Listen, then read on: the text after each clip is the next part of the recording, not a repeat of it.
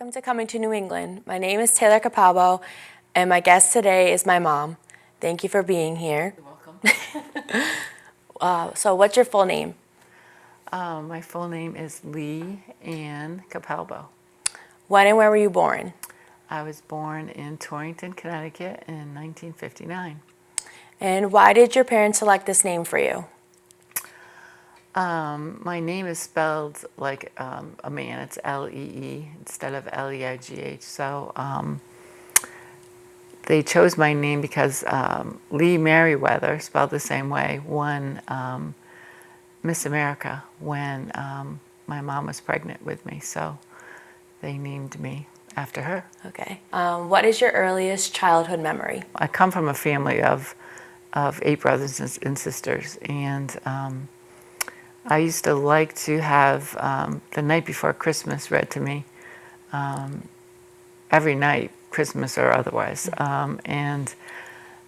So one of my sisters or brothers or parents would read it to me, and then all of a sudden one night the book just disappeared. So I think they were just tired of reading the book to me. So it's not a pleasant memory, but it's one of my memories. So the house you grew up in, was it an apartment or a ranch, anything like that? It was a 2-story house. Okay. So did you share rooms with your brothers and sisters? How many bathrooms were there? There was 1 bathroom for 11 of us. Wow.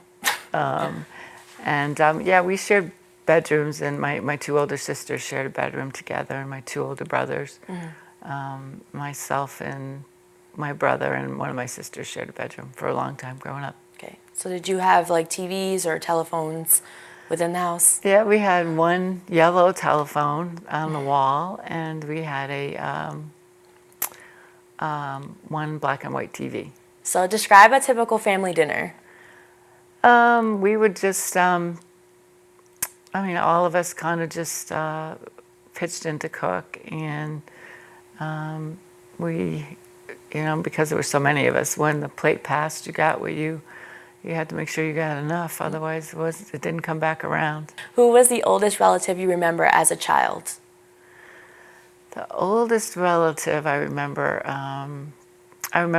really well my mother's, my maternal grandfather and grandmother. And do you have any special memories of them? I have a special memory of my paternal grandfather, who was a jokester. I don't remember a lot of him. I do remember, though, that he liked to put me on his, he would cross his legs and put me on his foot and kind of go back up and down. But he used to like to take his dentures out and kind of slap them at me. Did you have any pets growing up? I did. We had lots of pets, but my mom loved birds, so we had birds. We had dogs. We had cats. But my favorite was dog. His name was Caesar, and he used to jump up on the railing on the 2nd floor and walk back and forth, kind of looking out, checking out the kids. Yeah. What type of dog was it? It was a Basset Hound. Oh, how cute. What were your favorite songs and music growing up? I don't know if I had a specific favorite song, but I loved the Eagles. Billy Joel was big when I was growing up. But I had such a wide diversity of age with my brothers and sisters that, and my parents, we listened to all types of genre with music from, the Temptations down to Gary Puckett and the Union Gap, which you probably have no idea who that is. Yeah, I don't. Okay, so did you have any fads from your youth? I remember big bell bottoms and high platform shoes, like hip huggers with the big belts, and what you guys called belly shirts, we called like halter tops. So those pretty much were the biggest. Okay. So how was school for you as a child? School was a little tough for me, coming from such a large family. We didn't have a lot of, clothes and things, so it was, hand-me-downs. And so, I was bullied a lot and picked on and things, similar to probably what bullies go through nowadays. Yeah. But So that's horrible, but what were your best and worst subjects in school?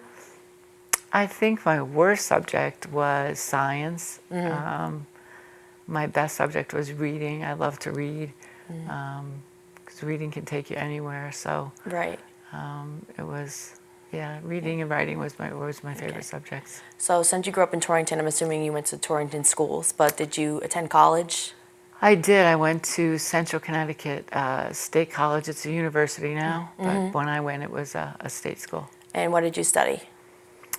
I started out with accounting, but quickly learned that I didn't want to do that. Yeah. So I graduated with sales and marketing. Awesome. So what school activities and sports did you participate in?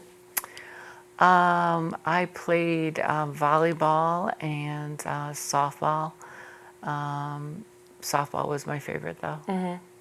And were you ever mentioned in the newspaper? I was a pitcher, so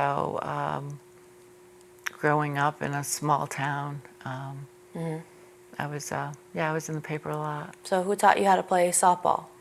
I kind of taught myself because back then there wasn't a lot of fast pitch softball teachers, so I would just get a softball and just throw it against the wall and kind of learn myself. That's awesome. What world events had the most impact on you while you were growing up? I think I would say Title IX was a huge event, at least for me individually, because that allowed women the same rights as it did men or boys then. So the funding for sports and academics and things were we were put on an even level. So going forward and playing in college, it was important. So Of all the things you learned from your parents, which do you feel was most valuable? I think that's a hard question to answer. I learned so many things, but I think the golden rule was important. But I think the most important thing was to make decisions for myself, not to be involved in gossip and talking and about other people, but just learning and making decisions for myself about a person or a situation, and not to follow other people. Okay. So what is your profession and how did you choose it? I own an insurance agency. I kind of was pushed into insurance right out of college. It was my first job offer. I started with life insurance, and then we do all lines of insurance. So I was kind of forced into it, and 30 years later, here I am. Yeah. How did you choose your children's names? I chose our children's names because my name being Lee and spelled in a man's way, it was wasn't gender specific. So we thought by naming our children Taylor and Morgan, that's non-gender specific, and it may work in their benefit. Okay. What accomplishments are you most proud of?